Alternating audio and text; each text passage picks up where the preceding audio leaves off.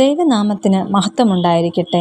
ഈ പുതിയ പ്രഭാതം ദൈവത്തിൽ ആശ്രയിച്ചുകൊണ്ട് നമുക്ക് ആരംഭിക്കാം.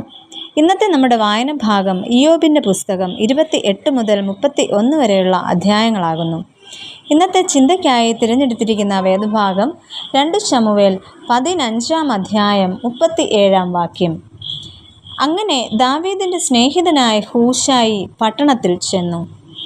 ബെന്യാമീൻ ഗോത്രക്കാരനും ശലോമോൻ രാജാവിൻ്റെ 12 കാര്യക്കാരിൽ ഒരുവനുമായിരുന്നു ഹൂശായി.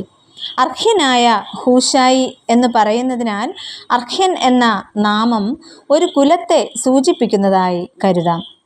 ഹൂശായിയുടെ സ്വദേശം ബേഥേലിന് പടിഞ്ഞാറ് ആയിരുന്നു. കുറിവാക്യത്തിൽ നമ്മൾ കേട്ടതുപോലെ ദാവീദിൻ്റെ ഒരു നല്ല സ്നേഹിതനും ആയിരുന്നു ഹൂശായി. അതിലൂടെ ദാവീദിൻ്റെ ഉദ്യോഗസ്ഥരുടെ പട്ടികയിൽ സ്ഥാനം പിടിച്ച വ്യക്തിയുമായിരുന്നു ഹൂശായി എന്ന് നമുക്ക് മനസ്സിലാക്കുവാൻ കഴിയും. അബ്ശാലോമിൻ്റെ അടുക്കൽ നിന്നും ഓടിപ്പോയ ദാവീദ് രാജാവ് വീണ്ടും ഹൂശായിയെ അബ്ശാലോമിൻ്റെ അടുക്കലേക്ക് തന്നെ തിരിച്ച് അയക്കുന്നു. ഇതിലൂടെ ഹൂശായിയുടെ ജീവിതത്തിൽ നിന്നും എന്ന ചില കാര്യങ്ങൾ നമുക്ക് മനസ്സിലാക്കുവാനായിട്ട് ശ്രമിക്കാം. ഒന്നാമതായി, വ്യക്തതയോടെ പ്രവർത്തിക്കുന്ന ഹൂശായി. അബ്ശാലോമിനെ ഭയന്ന് ദാവീദ് രാജാവും കൂട്ടരും യാത്ര ചെയ്യുന്ന ആ സമയത്ത് അർഹ്യനായ ഹൂശായി ദാവീദ് രാജാവിനെ കാണുവാനായിട്ട് ഇടയായി.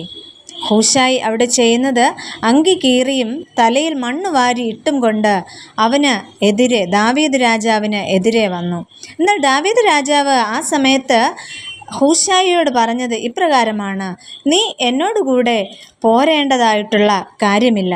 എന്നാൽ നീ പട്ടണത്തിലേക്ക് മടങ്ങിച്ചെന്ന് അബ്ശാലോമിനോട് പറയുക, രാജാവേ, ഞാൻ നിൻ്റെ ദാസനായിട്ട് ഇരുന്നു കൊള്ളാം. ഇതുവരെ ഞാൻ നിൻ്റെ അപ്പൻ്റെ ദാസനായിരുന്നു, എന്നാൽ അതുപോലെ ഞാൻ ഇനിയും നിൻ്റെ ദാസനായിട്ട് ഇരുന്നു കൊള്ളാം. എന്നാൽ അങ്ങനെ ഇരിക്കുന്ന സമയത്ത് നീ അവിടെ നടക്കുന്ന കാര്യങ്ങൾ രഹസ്യമായിട്ട് നീ എന്നെ അറിയിക്കുക. അതിനായിട്ട് നിന്നെ സഹായിക്കുവാനായിട്ട് അവിടെ 2 വ്യക്തികളെ നിനക്ക് കാണുവാനായിട്ട് കഴിയും. അഹീമാസും അബ്യാഥാരിൻ്റെ മകൻ യോനാഥാനും അവിടെയുണ്ട്. എന്നാൽ നീ പറയുന്ന ഈ കാര്യമൊക്കെയും അവരോട് പറയുക, അവർ വന്ന് രഹസ്യമായിട്ട് എനിക്ക് വിവരം തന്നുകൊള്ളും എന്ന് പറയുന്നു.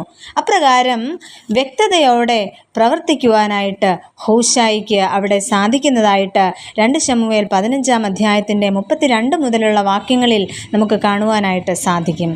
എന്നാൽ രണ്ടാമതായിട്ട്, ദൈവനിശ്ചയത്തോടെ പെരുമാറുന്ന ഹൂശായി. ക്ഷീണിച്ചും അധൈര്യപ്പെട്ടും ഇരിക്കുന്ന ദാവീദിനെ ആക്രമിച്ച് തോൽപ്പിക്കുവാൻ ആലോചന പറഞ്ഞ അഹീഥോഫേലിൻ്റെ വാക്കുകളേക്കാൾ ഹൂശായിയുടെ ആലോചന നല്ലതാണ് എന്ന് അബ്ശാലോമും കൂടെയുള്ളവരും കണ്ടു.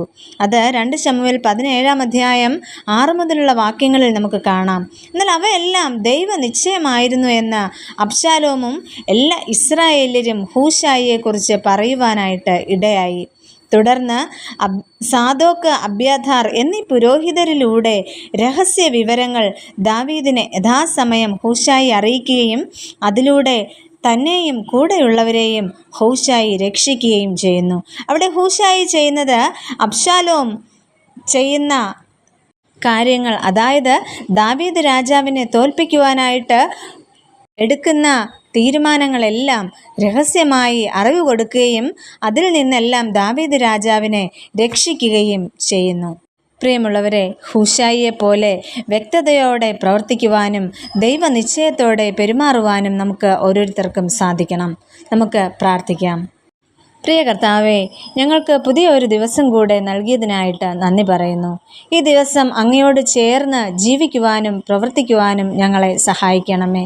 ഹൂശായിയെപ്പോലെ വ്യക്തതയോടെ പ്രവർത്തിക്കുവാനും ദൈവനിശ്ചയത്തോടെ പെരുമാറുവാനും ദൈവനിശ്ചയത്തോടെ കാര്യങ്ങൾ സ്വീകരിക്കുവാനും ഞങ്ങളെ ഓരോരുത്തരെയും സഹായിക്കണമേ. ആമേൻ.